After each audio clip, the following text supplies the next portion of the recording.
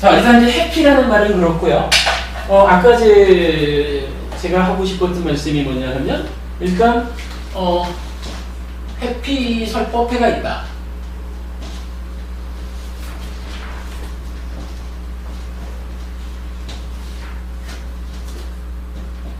해피 설법회가 어떤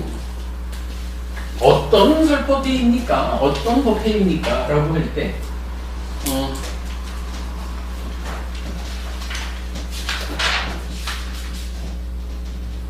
요 특징을 이제 두 가지로 설명해 본 겁니다. 기본적으로 해피법당, 해피설법회, 해피스님 늘 강조하는 것은 니까야를 풀어서 부처님 가르침의 진정에 접근한다. 요게 이제 해피라는 말을 쓰는 우리의 이제 그 정의라고 해야 되겠죠. 그랬을 때 이 설법회는 그러한 그 정의에 입각할 때 두 가지의 특징을 가진다. 이렇게 이제 제가 설명을 하는 거거든요. 첫 번째는 어떤 특징이 있냐 하면, 기본기에 충실하다라는 거예요. 해피설법회는 기본기에 충실하려고 합니다. 기본기를 좀 제쳐놓고 많은 사람들이 까짓 다 깨달아버리지. 까짓 거 그냥 크게 한 거는 가면 되지. 이렇게 이제 불교를 보는 분들이 많이 있죠. 근데 사실 부처님은 당신의 가르침에 대해서 그렇게 말하지 않거든요. 예를 들자면 부처님은 내 가르침을 좋아하는 이유 해가지고 8가지를 말하시는데 그 중에 첫 번째인가 보면은 이런 거죠. 산이 있으면 산이 이렇게 내려와서 평지를 이뤄서 사람들이 살다가 이제 바다까지 가면 이렇게 이제 깊어지죠. 바다가 서서히 깊어지듯이 내 가르침도 점차적으로 점진적으로 향상하는 공부다. 그래서 내 제자들이, 부처님 말씀이죠. 내 제자들이 내 가르침을 좋아하는 이유가 이렇게 점차적으로, 점진적으로 향상하는 가르침이기 때문이다. 이렇게 이제, 포살경 그런 데서 이제 설명을 하셔요. 그러니까 우리는 공부를 딱 깨닫는 어느 한순간 까짓거 딱 가지고 요런 공부를 시대가 그냥 한 걸음 한 걸음 나아가더라도 그냥 점진적으로 깊어져가는 요런. 그래서 부처님께서 깨달으신 바의 내용을 다르게 이해해가지고 그 이해를 한 걸음 한 걸음 익혀가고 그 익혀가는 결과로서 우리 삶이 조금씩 향상하는. 표현하자면 갈수록 괴로움은 줄어들고 행복은 늘어나는. 그러니까 제가 즐겨 쓰는 표현이죠. 내일은 오늘보다 괴로움은 줄어들고 행복은 늘어날 것이고 1년 후에는 오늘보다 괴로움은 훨씬 많이 줄어들 거고 행복은 훨씬 많이 늘어나는 이런 삶을 우리가 살아가야죠. 그러다가 우리가 아직 공부가 부족해서 금생에 알아듣는다, 윤회에서 벗어남을 실현하지 못한다 하면 다음 생에 또 태어나야 되잖아요. 다음 생에는 금생보다는 훨씬 좋은 곳에서 훨씬 좋은 몸으로 태어나겠다. 요게 우리가 점진적으로 공부해 나가는 우리의 바람이죠. 그래서 그 끝에 결국은 나도 아라한이 될 것이야. 그래서 일체의 괴로움을 소멸하고 해탈할 것이야. 윤회에서 벗어날 것이야. 이게 불교 공부하는 사람들, 불자들의 궁극적인 목적이 되는 거죠. 이제 그렇게 우리가 과정을 보아야 되니까. 그렇다면 기본기에 대해서 충실해야 되겠다.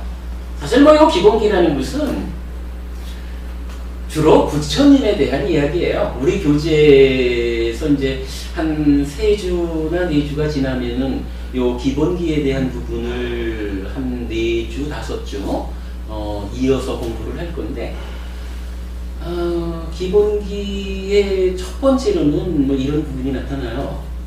그 부처님, 우리 시대의 부처님, 서가모니 부처님이잖아요. 서가모니 부처님 이전에도 부처님이 있었어요. 혹시 버부님 서가모니 부처님 전에 어떤 부처님이 계셨는지 좀 아시나요?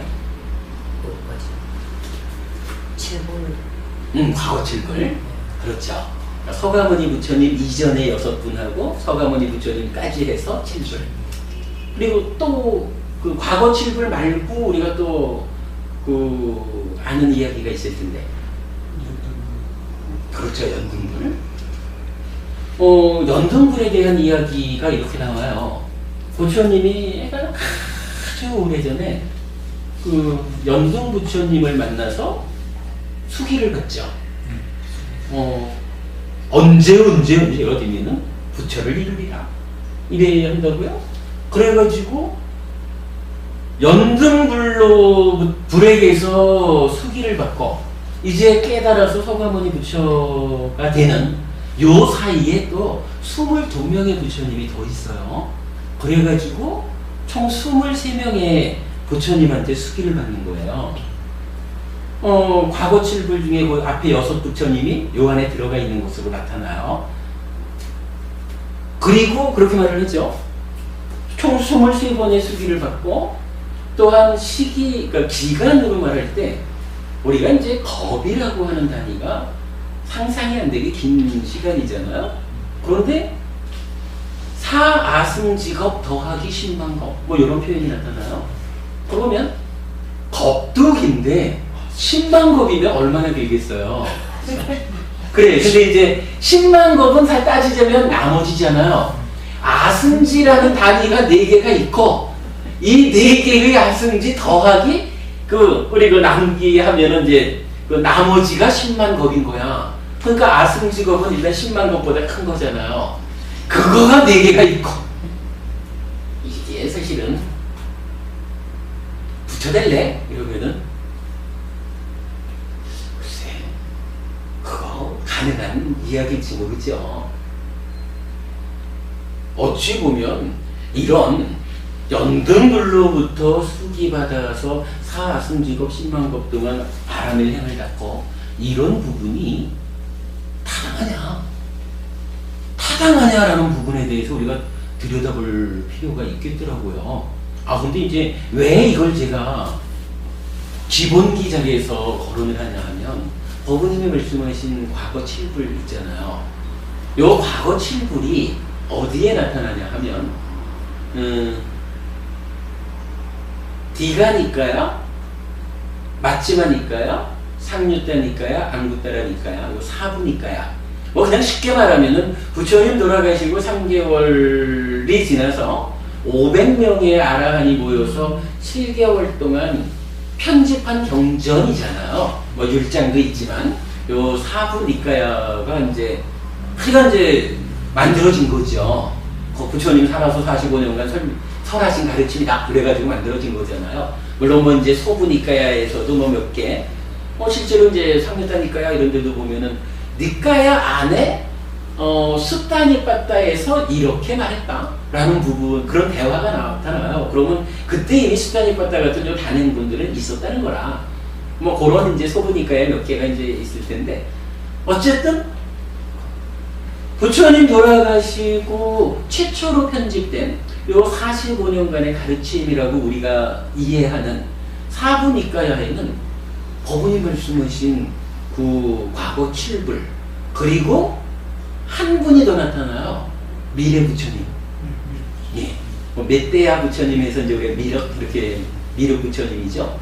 요 미륵 부처님이 디가니까야에 나타나요. 그래서 총 8명만의 부처님이 나타나는 거예요. 그리고 최초의 부처님이 윗바시 부처님인데, 이 윗바시 부처님이 서가모니 부처님으로부터 91겁 전이에요. 그러면 물론 겁이라는 시간 자체가 우리가 까마득하지만 그래도 91겁하고 사승식겁 더하기 10만 겁하고는 비교가 안 되죠. 그리고는 뭐 이제 제가 이제 그렇게 표현을 했어요. 요 과거 칠불이 한마디로 어떤 분이냐 하면 서가모니 부처님이 딱 깨달으니까 완전히 깨달아서 일체를 아는 사람이 됐잖아요. 그리고 보니까 내 앞에 6명의 부처님이 더 있었다. 이걸 말씀하신 거거든요. 그리고 그분들을 한마디로 표현하자면 제가 표현하는 바로는 동일한 깨달음에 의해서 기로를 형성했다. 그러니까 부처님이 아까 그 연기를 말하면서 열애가 출현하든 안 하든 존재하는 이치잖아요. 이 이치를 내 앞에 6명의 선배 부처님이 깨달았었다. 근데 뭐 예를 들자면 핵전쟁이 일어나든 아니면 뭐 태양이 작용이 일어나든 이래서 지구가 깨져버렸다. 이러면 현실적으로 지금 지구가 깨져버리면 서가모니 부처님의 이 가르침이 어느 쪽으로든 연결이 되지 못할 거예요. 그러면 법이 사라지는 거죠. 법이 사라지면 그 다음에 이 깨진 지구의 조각조각이 어쩌다가 다시 인력에 의해서 모여가지고 또 오랜 세월이 지나면서 여기서 다시 생명이 출현했다. 뭐 이래가지고 또 다시 뭐 인간 수준의 지적 수준을 갖춘 생명체들이 생겨나서 다시 참으로 내 삶이 괴롭구나 하고 괴로움에 대한 자각을 하게 되겠죠. 괴로움에 대한 자각이 있으면 그때부터 누구든지 또 시작해가지고 수행을 하겠죠. 그래서 언젠가는 누군가가 우리 부처님처럼 참으로 열반을 제외한 모든 것, 즉 유의법은 연기된 것이고 무상무부의 특성을 갖는다 라고 하는 이러한 진리를 깨우치겠죠. 뭐 우리가 논리적으로 말하자면 그분이 멧대야 부처님, 미륵 부처님이 되겠죠. 부처님, 서가모니 부처님 이후니까. 그러면 뭐 이제 그렇다는 거예요. 91급 전에 밑바시 부처님이 그 부처를 이루었을 때도 뭐 어떤 물질적인 거니까 어떤 조건에 의해서 생명이 다 이런 그 부처님의 가르침이 퍼져 있는 요 영역에서 생명이 다 죽었다 이러면은 뭐 법이 없어지겠죠. 뭐 그런 과정이 몇 번 거듭되면서 서가모니 부처님도 스승 없이 깨달았다는 거 아니에요. 깨닫고 보니까 내 앞에 6명이 있었다. 이렇게 된 거지. 그러니까 이 부분을 동일한 깨달음에 의해서 계보가 형성되었다. 그래서 우리 입장에서는 서가모니 부처님도 일단은 과거의 부처님이니까 과거 칠불 그래가지고 부처님에 대한 이야기를 하는 거예요. 그러면 물론 겁이라는 단위가 긴 단위지만 뭐 어쨌거나 그래도 사아승직업 더하기 10만곱하고 91급이 달라요. 그리고 또 중요한 게 사아승직업 더하기 10만곱이라는 것은 부처님이 옛날에 선제동자로서 수기를 받고 수기 받은 때부터 부처 되는 때까지의 과정이거든요. 근데 지금 이제 사부니까에 나타나는 91급이라는 것은 윗바시 부처님한테 수기 받고 91급 걸려서 서가모니 부처님 되는 이게 아니잖아요. 그냥 그분은 91급 전에 그때 수행해서 부처 됐고 서가모니 부처님은 지금 세상에서 수행해서 부처 됐고 요 시간이 앞뒤의 시간이 91급이다라는 것뿐이지 아무 그 시간적인 수요가 없잖아요. 이런 부분을 바로 보면 실제로 부처님은 대년절경 같은 데서 이 수행에 의해서 공부하면 7년이면 깨달을 수 있다. 그러거든요. 그런데 7년도 길다? 6년이면, 5년이면, 4년이면, 3년이면, 2년이면, 1년이면 7개월이면, 6개월이면, 5개월, 4개월, 3개월, 1개월이면 아니 보름이면 아니 7일이면 깨달을 수 있다. 부처님 개념 적용해서 물론 그게 누구나 하다 그런 건 아니겠죠. 깨닫기 위한 점진적인 과정이 오랜 세월 수행의 길을 닦아오다가 이제 부처님에게서 바른 길을 만났을 때 그 성숙된 성숙된 더하기 7일 뭐 이렇게 되는 거겠죠. 그러나 어쨌든 부처님은 수기 같은 거 말씀 안 하시고 그냥 사람들에 따라서는 7일만 해도 깨달을 수 있다. 물론 여기서 깨닫는 건 이제 부처라는 개념이 아니고 아라한을 얘기해요. 차이는 좀 있어요.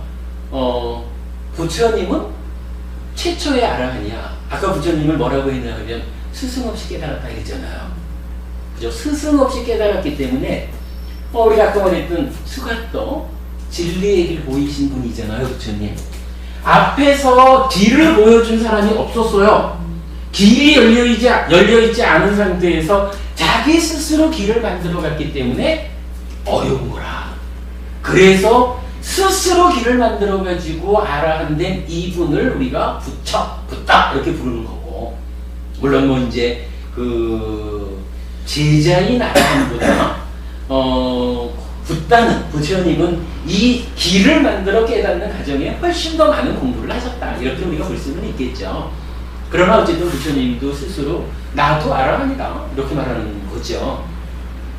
그러면 이제 그러니까 스승 없이 깨달은 부처님은 이건 뭐 그랬다 해도 이제 부처님께서 앞서가면서 길을 보여줬잖아요. 우리는 보여준 길을 따라가는 거잖아요. 그러니까 요 길이 사실 뭐 우리가 수행해서 예류자가 되고 아라한이 되고 하는 게 어려운 일이긴 하지만 부처님이 스스로의 힘으로 부처되는 이 길하고 견주면 이제 부처님 가신 대로 뒤만 밟고 가면 되는 거야. 얼마나 쉬운 길이냐고요. 그러니까 부처님 7일 만에 들어가는 이러는 거잖아요. 부처되기 위해서 사하승직업 10만법 하고 부처하고 아라한의 차이가 있기는 하지만 이제 여기서 희망의 메시지, 복음이라는 말이 나타날 수 있는 거죠. 사하승직업 더하기 10만법을 이야기할 때 사실 뭐 아라한 이야기가 잘 거론이 안 되는 것 같은데 이건 제가 확인을 안 해봤는데 잘 모르겠어요. 그러나 어쨌든 우리가 궁극적인 목적을 괴로움이 소멸된 다시는 윤회하지 않는 여기에 뭐 부처님께서 정해주신 목적지니까 그렇게 본다 하면 우리가 갈 수 있는 이 길이 얼마나 현실적이고 가능한 길이냐 뭐 이런 부분. 근데 이게 제가 볼 때는 이게 기본기의 시작입니다. 어제 여러분 타당하죠? 이거를 니까야에서 우리가 니까야를 풀어서 가르침에 진정에 접근한다. 이 부분하고 다르게 그냥 우리가 이제 보통으로 선배 스님들이 일러주신 선배 스님들께서 그간의 가르침을 잘 전승해가지고 일러주신 뭐 이러면 뭐 주석서도 될 수 있고 뭐 이렇죠. 그 부분에 의지해서 가자 이러면 만약에 부처님이 이렇게 가신 길을 우리가 따라가는 요구하고 선배 스님이 길을 일러주셨는데 선배 스님이 부처님을 요만큼 잘못 갔어. 부처님 가신 길을 요만큼 잘못 갔다 그러면 그 저기 뭐라 그러죠? 그 호리 왜 저기 시작할 때 여우 털만큼의 차이가 있어도 가면은 이렇게 벌어진다는 뭐 호리 뭐라고 하던데 뭐 그러듯이 만약에 부처님이 가신 그대로 해서 요만큼만 어긋나 있다 해도 이제 우리가 거기를 밟아가는 데는 우리한테는 큰 장애가 될 수 있는 거거든요. 그래서 우리가 니까야를 푼다. 이렇게 직접적으로 들어가는 공부를 하는 거고 그런 공부 자세를 가지고 찾아보니까 사실 우리 말고 누가 우리 말고 누가 91거 이전에 계셨던 윗바시 부처님 앞에는 부처님이 언급되지 않습니다. 이 얘기를 누가 하냐고요. 누구든 초기 불교를 한다고 해도 다 연등불로부터 소기받아서 십바라미를 사승직업 10만법이나 닦아가지고 이렇게 말했지. 그러면 이게 그 뭐 부처 되자는 얘기니까 아닙니까? 이렇게 물어볼 수 있죠. 니까야에서 직접 들어가니까 부처님 가신 그 자리를 그대로 쫓아가니까 신앙이 생기는 거예요. 부처님 그런 얘기 안 하잖아. 그대가 이미 성숙됨이 있다고 한다면 7일 만에도 괴로움을 소멸할 수 있다. 알아낼 수 있다. 따지자면 이런 복음이 어디 있냐고요. 이런 복이 그 행복의 메시지가 어디에 있겠습니까? 이런 부분이 우리가 기본기에 충실함으로써 찾아지는 공부의 방향, 그리고 우리 삶의 변화 과정, 이런 부분을 이제 말할 수 있는 거예요. 만약에 이렇게 그 기본기에 충실하겠다, 부처님에 대해서 올바로 보는 공부를 하겠다 하는 거를 해피설법회의 첫 번째 특징으로 보았고요. 두 번째는요, 부처님 이야기를 그렇게 추상적으로 보지 않았어요. 부처님은 어떤 법을 설었느냐 하면은 철저하게 우리 삶의 문제를 다뤘다.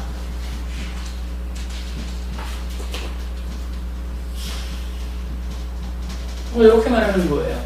그러니까 아까 연기를 말하면서도 연기의 정형구적인 그 뭐 차유법피요 이 얘기가 있지만, 또 하나 연기가 적용되는 것이 괴로움이 어떻게 생겨납니까?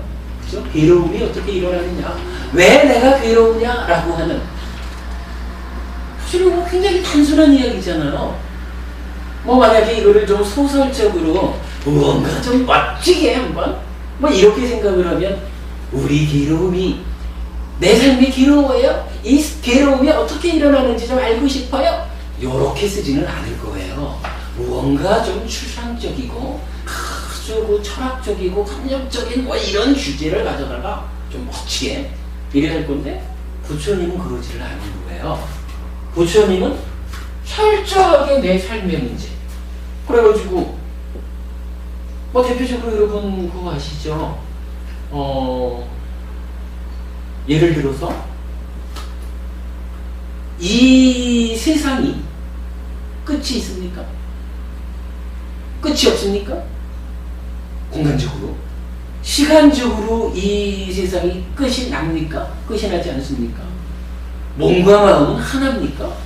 다른 곳입니까? 부처님은 돌아가신 다음에도 존재합니까? 돌아가신 다음에 존재하지 않습니까? 돌아가신 다음에 존재하기도 하고 존재하지 않기도 합니까? 아니면 돌아가신 다음에 존재하는 것도 아니고 존재하지 않는 것도 아닙니까? 이런 식으로 인도적인 논리죠. 이렇게 논리적으로 이제 부처님한테 묻잖아요. 그러면 부처님이 대답을 안 해요. 설명을 하지 않아. 요거 이렇게 말하죠. 10가지 14라 그러니까 이거를 이렇게 쓰는 경우도 있고, 아함 쪽에서 실제로 14가지가 나타나기도 하죠. 근데 14무기 이래가지고, 그러니까 10가지에 대해서 대답하지 않는다, 설명하지 않는다 이러거든요.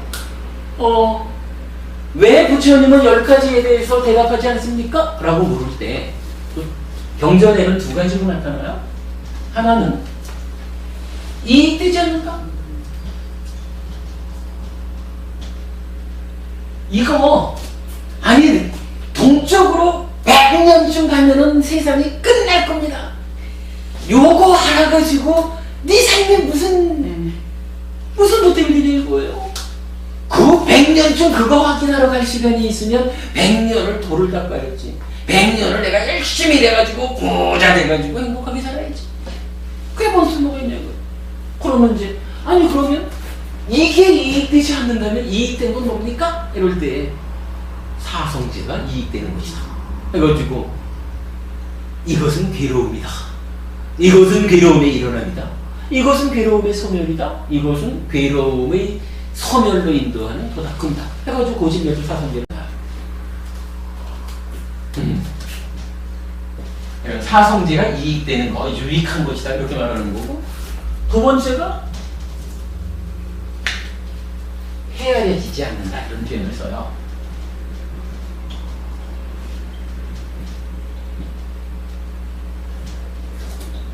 대표적으로 이제 이런 질문이 있어요. 시작을 할 수 없음 쌍년따라고 하는 그 쌍년따의 20개 되든가 이 경전이 어떤 이야기를 하냐 하면, 윤회의 시작은 우리가 윤회하잖아요. 그러면 지금 내가 윤회한다는 것은 언젠가 시작했으니까 지금 윤회라고 있겠죠.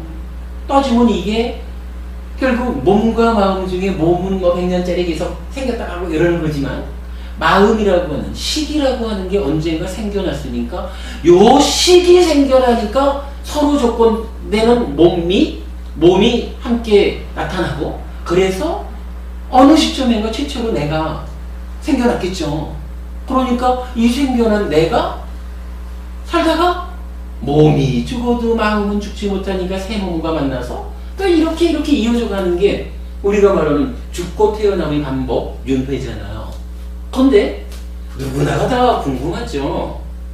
윤회가 언제 시작됐나요? 달리 말하면 시기 그대 마음이 언제 생겨났을까요? 아까 그 말씀하고 좀 유사하네요. 부처님 이렇게 말하잖아요.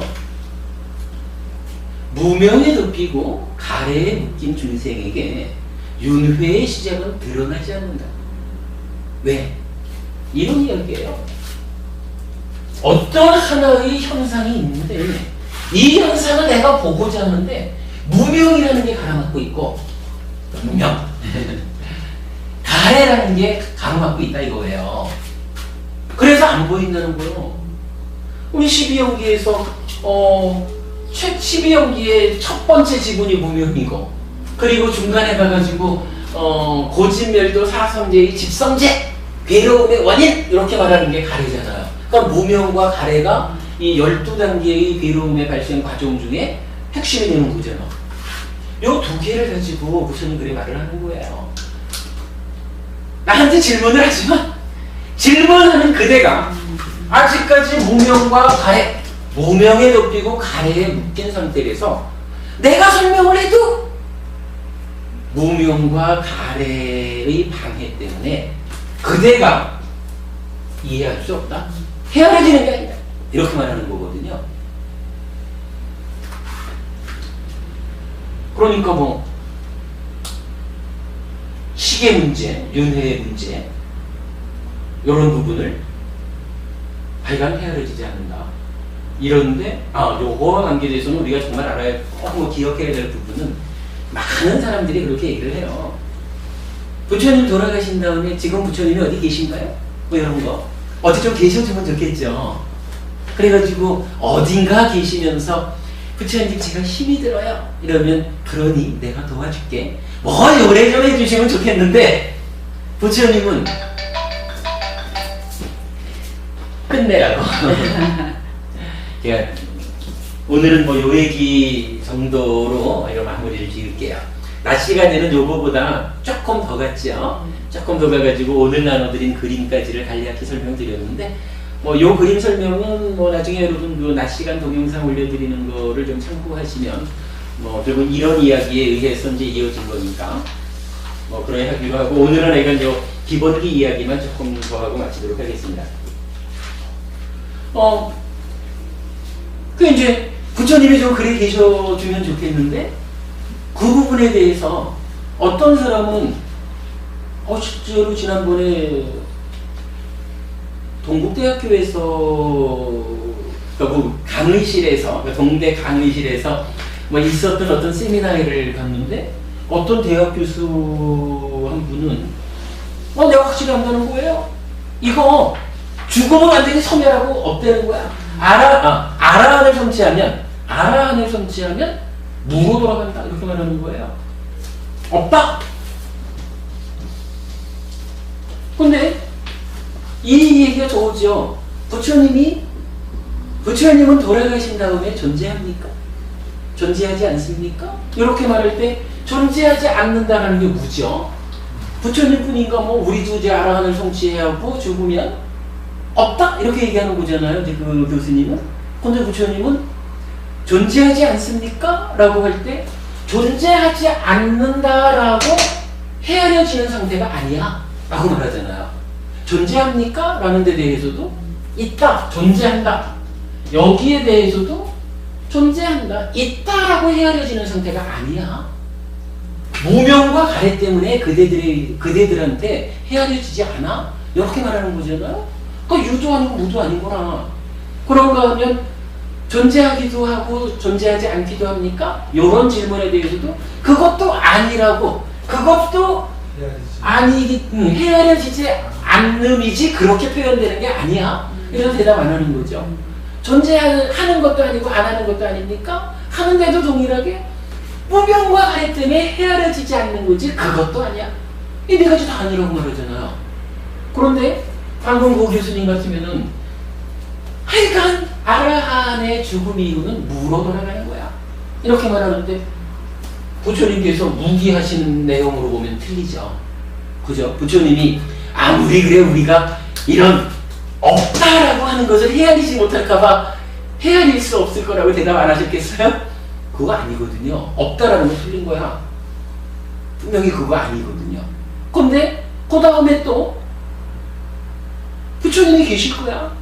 아니면 우리가 공부를 해서 깨달음이 들면 깨달은 그 뒤에 참된 나, 지금의 내가 거짓된 나라면 깨달음 이후에 참된 나가 있을 거야 라고 말하는 거.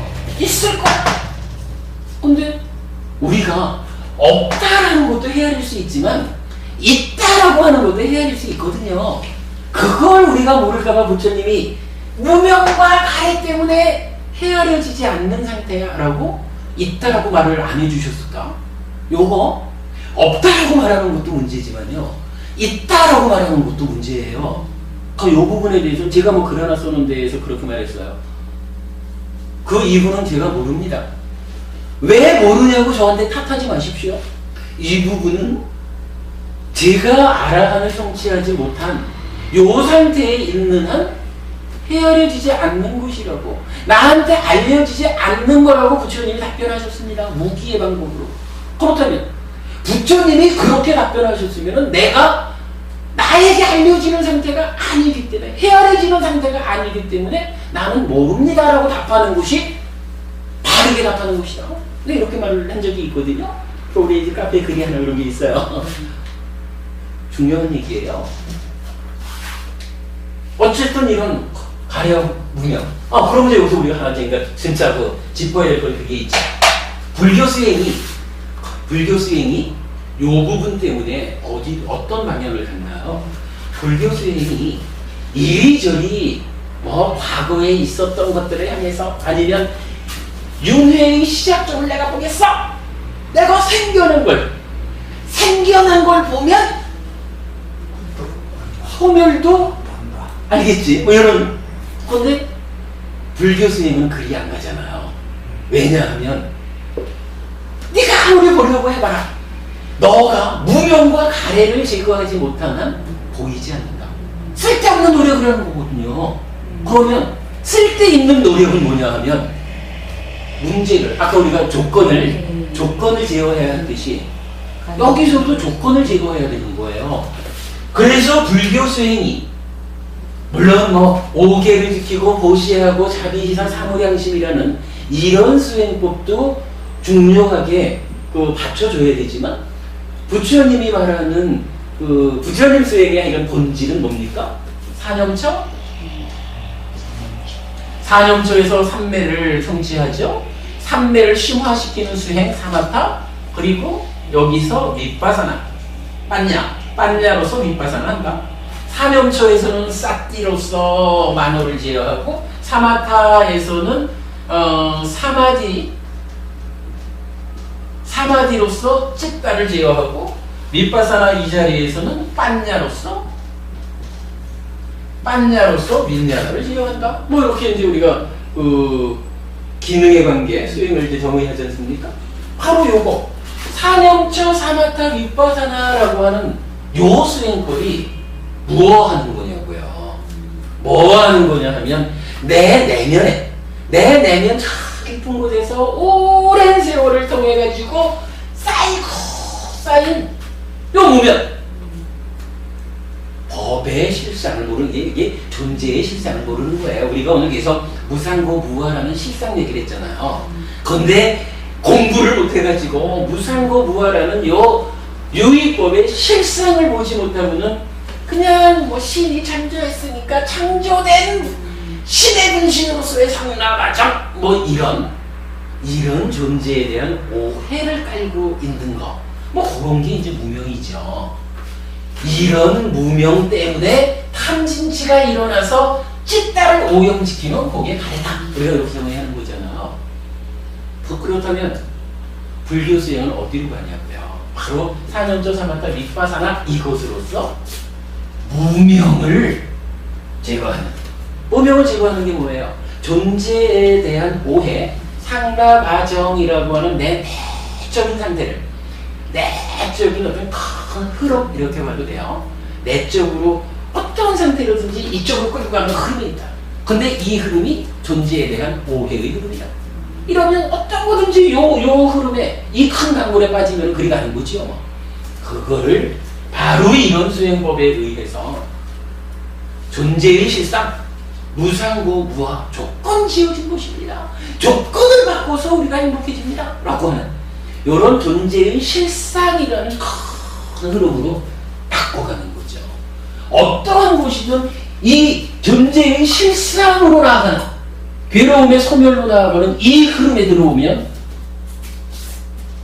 아무리 대상이 좀 마음에 안 들지는 몰라도 이 큰 흐름에 들어오면 이 대상 때문에 괴로움이 만들어지지 않는다. 뭐 이런 거죠. 그게 바로 상나가정이라는 오해를 무상고 무아라는 실상으로 있는 그대로의 모습으로 바꿔주는 거잖아요. 그렇게 해서 내 내면의 상태가 100% 무상고 무아라는 존재의 실상을 보는 상태가 됐다. 이러면은 그 상태를 우리가 예류자 이래가지고 뭐 최초의 깨달음으로 말하는 거거든요. 이건 뒤에 공부할 거지만 결국 그런 식으로 불교 수행은 윤회의 시작점, 내 마음이 생겨난 그 자리를 확인하자. 이렇게 가지 않는다는 거예요. 바로 방해가 되는 가래와 무명, 이거를 제거하는 길로 간다. 근데 가래를 제거하는 것은 아무래도 탐진치가 제거돼야 되는 거니까, 탐진치가 제거되면 이게 그냥 그대로 찢다로 드러나잖아요. 그러니까 탐진치가 일어나지 않게 하기 위해서는 무명을 제거한다. 있는 그대로, 아까 우리 얘기했던 회피, 바로 보기, 정견, 요거죠. 존재의 실상을 바로 보는 쪽으로 우리가 수행을 해나가는 거죠. 그렇기 때문에 부처님께서 이것이야말로 열반으로 직접 안내하는 가르침이다, 이렇게 말하는 거죠. 하여간 이 부분은 이건 조제를 벗어났는지는 모르지만 중요한 부분을 이제 한번 봤어요. 그러니까 불교는 이런 방해되는 것을 제거하는 쪽으로 수행의 방향이 잡혀 있다. 근데 이렇게 놓고 이제 부처님은 말하는 거죠. 쓸데없이 그런 헤아려지지 않는 부분에 대해서 관심 갖지 말고 철저히 그대 삶의 문제에 주목해라.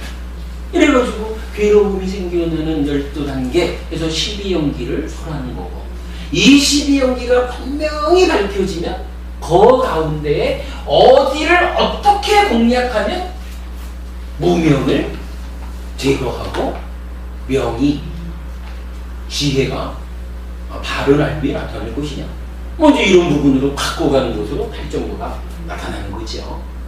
이런 불교는 이렇게 철저하게 삶의 문제를 다룬다 라고 하는 부분을 우리 법회에서는 주목했다. 그래서 해피설법회의 특징을 말하자면 한 가지는 기본에 충실한다, 기본기.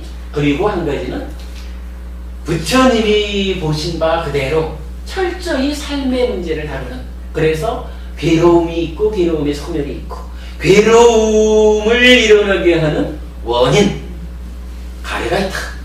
가래를 전후해서 괴로움이 생겨나는 과정을 설명하는 12연기가 있다. 가래를 제거해서 괴로움이 소멸되고, 이 가래를 제거하는 방법으로의 가래를 제거, 금방 말했지만 탐진치 제거하는 거잖아요. 무명을 제거하는 거죠. 요것으로의 팔정도가 있다. 그래서 이제 고진멸도 사선제 이렇게 전개되는 거잖아요. 우리는 오직 다른 거 찾아볼 겨를이 없다. 우리 삶의 문제를 직접 다루는 이런 불교, 이런 가르침을 6개월간 공부할 것이다. 요 두 가지가 해피설법의 특징이다. 이렇게 말씀드리면 좋을 것 같습니다. 뭐 얘기를 조금 더 하려고 했지만 이건 뭐 아까 말씀드린 대로 그래 하고 요 방금 말씀드린 두 가지 특징이 우리 교재 8페이지요. 교재를 만들면서 이건 목차 다음에 첫 번째 내용을, 첫 번째 글을 바로 이 내용을 적었어요. 그러니까 해피설법의 특징 해가지고 그 3페이지짜리입니다면은 그 내용이 기본기하고 요거 철저히 삶의 문제를 다룹니다. 이렇게 해가지고서 이제 적은 글이거든요. 우리가 공부할 범위를 뭐 잘 말하고 있습니다. 여러분들 읽어보시고요. 다음 주에는 요 다음 이야기니까 어떻게 되냐 하면 중간에 요 금방 말한 찢다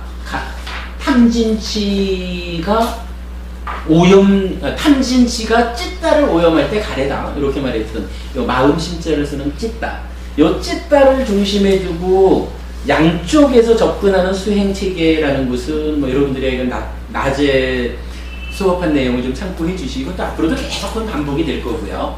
그리고 나면 다음 주에는 금방 말씀드린 기본기라는 특징이 하나 있고 철저히 삶의 문제를 다룬 요거 이제 핵심 본문 우리가 이렇게 말할 수가 있는데, 요 기본기이면서 핵심이 되는 한 가지 주제를 기본기로 들어가기 이전에 두 개의 공통적으로 적용되는 한 가지 주제를 선택을 했어요. 그래서 아마 제가 볼 때 그 한 가지 주제를 가지고 2주가 설법되지 않을까 싶어요. 뭐 기본적으로 그거예요. 나는 누구인가?